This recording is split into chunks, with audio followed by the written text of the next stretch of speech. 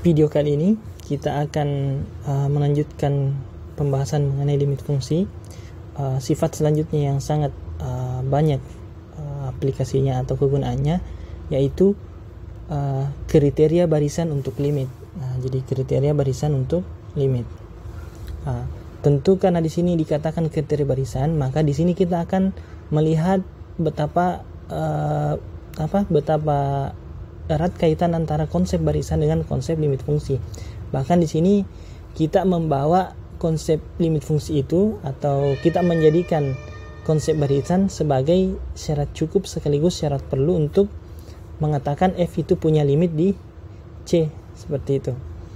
Jadi ini teoremanya, teorema 418, kriteria barisan untuk limit.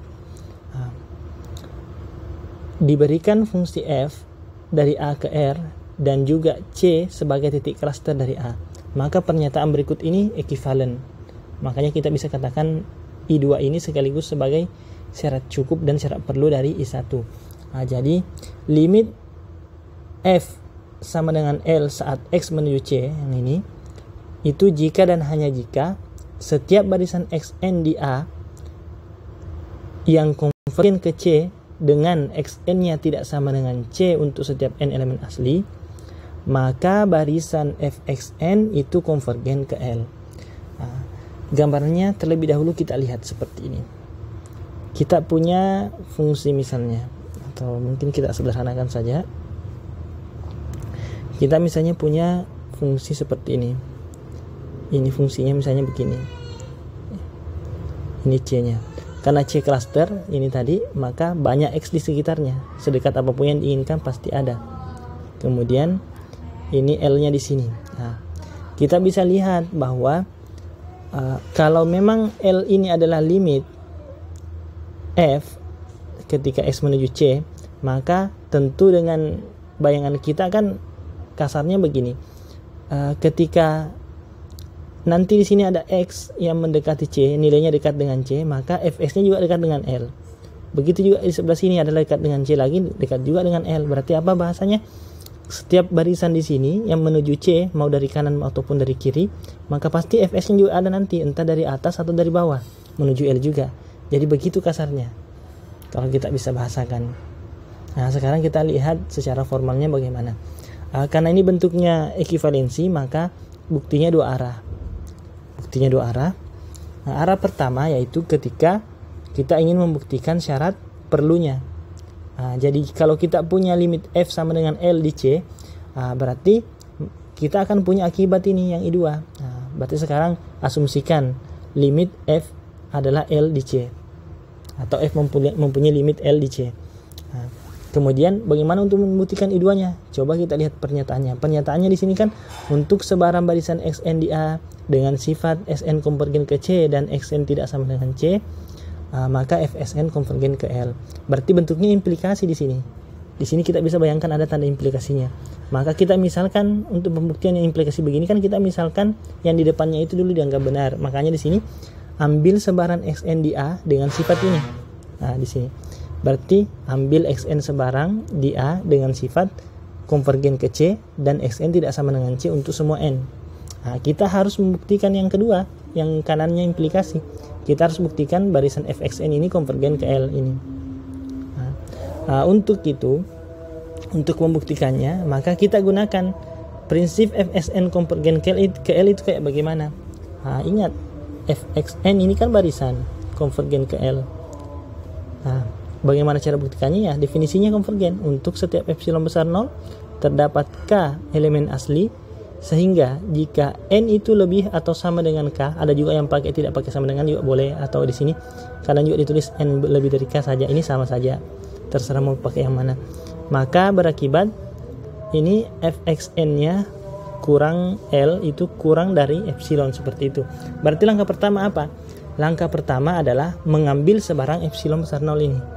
Makanya di sini di bukunya, di sini diambil sebarang epsilon besar 0. Kemudian kita gunakan definisi 414. Definisi 414 itu adalah definisi limit fungsi, karena kan diketahui I1. Karena F konvergen ke L di C, atau F itu menuju L di C, Maka dengan definisi limit fungsi pasti ada delta besar 0, sehingga jika x-nya elemen A maka berlaku ini. Ini adalah definisi limit fungsi I1. Karena itu yang sebagai diketahui, karena kita mau buktikan dari I1 ke I2. Sekarang kita sudah punya ini, kita punya 0 kurang dari mutlak S kurang C kurang dari delta. Nah, dari sini kita lihat, ini kan kurang dari delta, deltanya lebih dari 0. Maka kita bisa bayangkan delta ini sebagai sebagai konsep barisan di Xn ini. Sn di sini kan barisan juga. Sehingga kalau kita gunakan definisi barisan konvergen untuk bilangan delta ini kan besar dari 0. Maka tentu di sini sebentar.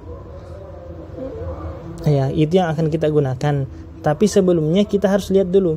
Di sini kan kita ambil tadi sebarang barisan Xn ya, yang ini. Sn sebarang barisan di A. Maka dengan konsep barisan Xn di A ini kita kaitkan nanti dengan delta yang ini. Nah, sekarang delta tadi yang ini kan simbolnya sama-sama delta. Berarti untuk delta yang besar 0 tersebut, dan kita punya informasi Xn itu barisan di A yang konvergen ke C dan Xn yang tidak sama dengan C, maka menurut definisi barisan pasti ada K yang bergantung dengan delta, karena kita mau bekerja di delta. Jadi di sini sebenarnya dua hal yang bisa dilakukan. Bisa kita kaitkan dengan epsilon, tapi tidak nyambung dengan yang ingin kita tuju. Yang nyambungnya adalah delta, karena kita bicara Xn di sini, yang ini. Ada K delta, sehingga kalau N-nya lebih atau sama dengan K delta, maka Xn ini kalau kita lihat jaraknya dengan C itu kurang dari delta. Ini definisi konvergenan barisan Xn. Ini diketahui kan tadi yang diambil di awal, Xn konvergen ke C. Kemudian kita lihat, karena Xn kurang C ini kurang dari delta, dan kita tahu bahwa barisan Xn yang diambil tadi Sn-nya itu tidak sama dengan C, tidak pernah sama dengan C, maka yang bagian ini sebenarnya bisa kita tulis begini, 0 kurang dari Xn kurang dari C kurang dari delta. Sehingga kalau kita lihat model ini memenuhi ini. Apa akibatnya? Ternyata menurut tadi definisi limit fungsi, kalau dia seperti ini maka harus seperti ini. Sekarang Xn di sini, berarti di sini harus diganti Xn seperti itu. Maka kita punya bahwa Xn yang seperti ini haruslah berlaku Fsn kurang L kurang dari epsilon.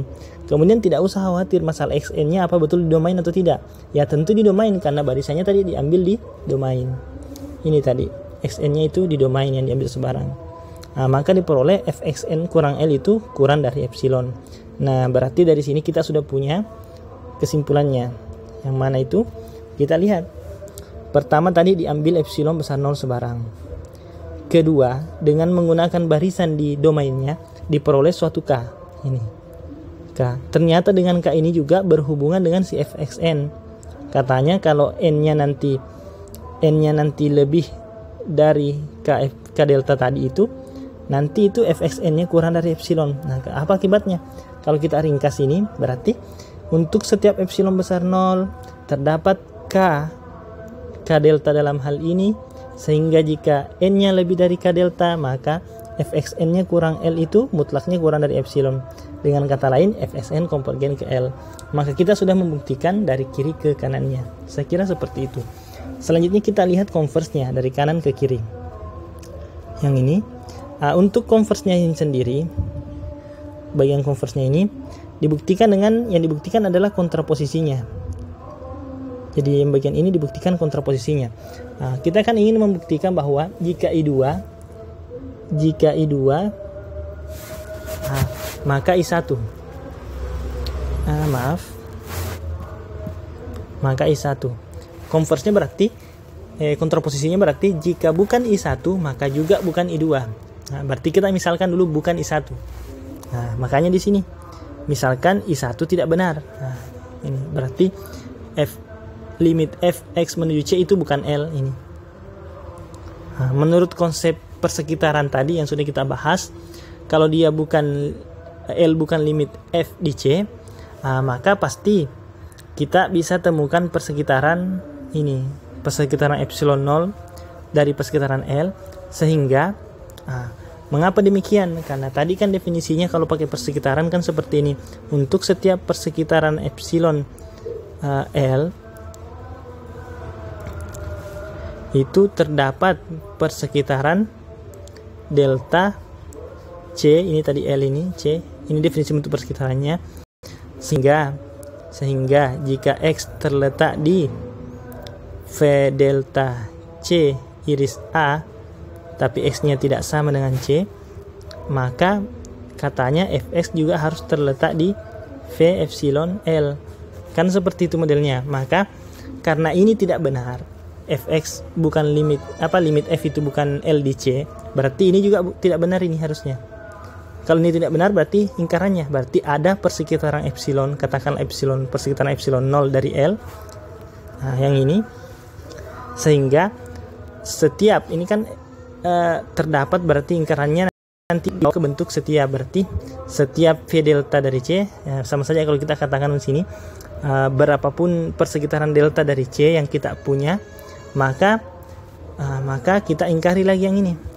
Maka untuk X anggota dari V delta C iris A dan S-nya bukan C, maka Fs-nya itu tidak berada di V epsilon, atau bisa kita katakan ini benar tapi ini salah, kan begitu ingkarannya. Berarti X betul bukan C dan betul terletak di persekitaran delta dan A, tetapi Fs-nya tidak terletak di L. Makanya dikatakan begini, ini X deltanya berada di A ini, S deltanya bukan C, tapi Fx deltanya itu tidak terletak di persekitaran epsilon 0 dari L. Makanya kita bisa menggunakan konsep ini, nanti kita deltanya buat menjadi 1/n, karena delta kan ini katanya sebaran delta berlaku seperti itu. Nah sekarang ambil deltanya bentuknya 1/n, mirip dengan bukti teorema sebelumnya mungkin. Sehingga kalau bentuk deltanya 1/n, nanti kita peroleh di sini bentuknya 0 kurang dari xn kurang dari c. Nah ini dari mana? Nah ini dari xn anggota dari ini A iris V delta C, dan xn itu tidak sama dengan C ini. Dari situ modelnya ini. Kurang dari deltanya kan 1/n, berarti kurang dari 1/n. Ini xn yang anggota A. Xn anggota A karena ini kan seperti ini.